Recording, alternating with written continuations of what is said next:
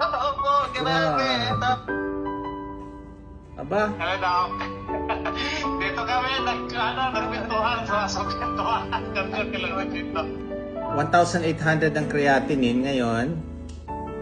203 na lang, Dok. O anong usapan natin?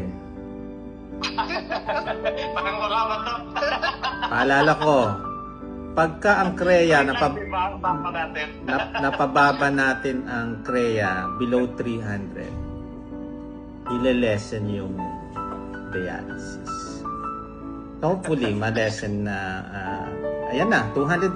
Aba, 280. Tapos na ngayon, Dok, nalalabas lang ng result.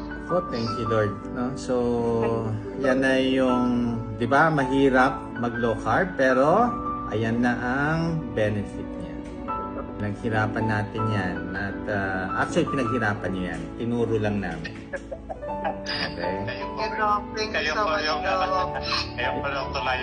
Imagine mo, no, we have no idea how to do this, yung mapababa ang creatinine.